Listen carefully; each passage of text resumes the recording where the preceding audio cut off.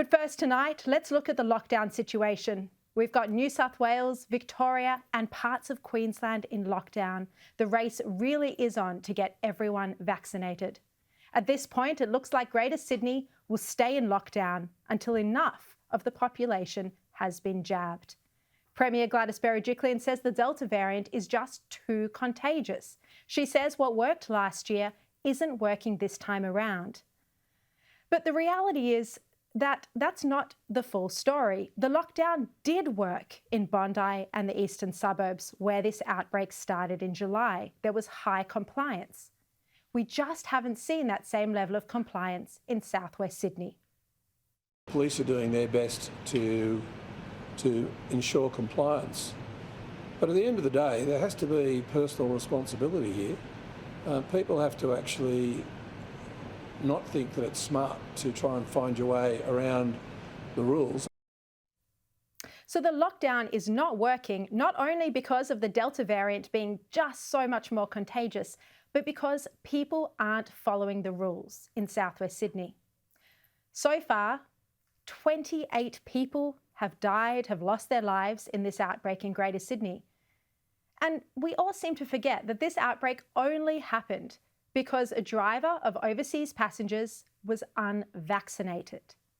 He wasn't breaking the rules. This was an enormous failure of the New South Wales public health orders. But the Premier is getting off scot-free. She's successfully been able to shift the blame onto the Prime Minister.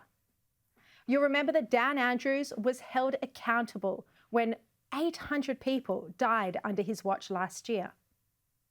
But this time around, the Premier in New South Wales is escaping the political pain because there's someone else to blame.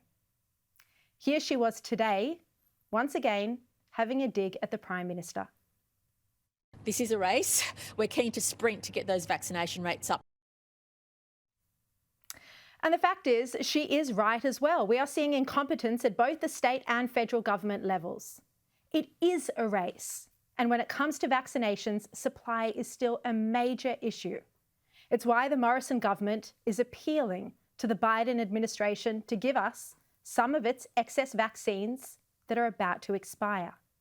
At least 26 million doses, Pfizer, Moderna, Johnson & Johnson, will expire this American summer. A significant tranche of Pfizer is expected to expire this month, and that's according to the American specialist medical outlet, Stat News. Australia has been asking the Biden administration for several weeks now to give us some of these vaccines, excess vaccines, that will literally be unusable soon. And so far, Joe Biden has said no. I asked the leading Republican on the House Foreign Affairs Committee, Michael McCall, about this, and I'll bring you the rest of his interview a little later. But here's what he said about whether the US should be helping Australia out with vaccines. Australia's been out not only an ally, but a Five-Eye ally. I've been pressuring this administration through their COVAX program to get more of these vaccines. They're just sitting in warehouses in the United States. They will expire if we don't get them out the door. I then asked him why he thought Biden was refusing to give us, an ally, these vaccines. We have the capacity to deliver on hundreds of millions of doses. I'm afraid they may think it's mission accomplished. We covered the United States, but I think we have a moral responsibility, having developed this, to get it to our allies and to these developing nations that are falling prey to the CCP. And the co-chair of the Friends of Australia Congressional Caucus, Republican Congressman Mike Gallagher, agreed with him. He told us the United States has vaccine doses set to expire at the same time our Australian mates need extra doses. It's a no-brainer, he said. The Biden administration should be doing everything in its power to get these doses to Australia. Legendary golfer Greg Norman has also backed these calls. He posted our Weekend Australian story where we first broke the news that the Morrison government was appealing to the Biden administration for these excess vaccines. Greg Norman posted it on his Instagram page and he wrote, Living in the States for 40 plus years, I'm so dismayed with this article and the fact that little brother has to beg big brother for unused vaccines about to expire after all we have done in support for eons. Minister Stuart Roberts said on Sky News this morning the discussions with the US are ongoing. You can rest assured the government will leave no stone unturned when it comes to maximising the amount of vaccination for our population. For all of their many faults, it's worth recalling how Malcolm Turnbull and Donald Trump worked together.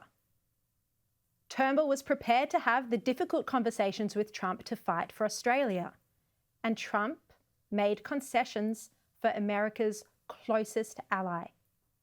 This meant Australia was excluded from the aluminium and steel tariffs, and Trump eventually agreed, after a very testy phone call, to take our unwanted refugees.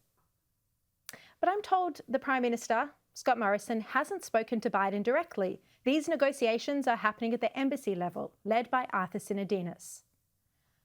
It is clear that Morrison needs to speak to Biden about this. America should be there for us when, as Greg Norman says, we're effectively in a war against this virus. Wartime conditions. It would be a really tragic turn of events if America under Joe Biden is not there for Australia when we need the help. And if we can no longer rely on this special relationship. We have stood shoulder to shoulder, fought together in every war. The US needs to come to our aid, and urgently, especially seeing as these vaccines will go to waste and are expiring as soon as this month. Morrison needs to pick up the phone to Joe Biden and demand the vaccines.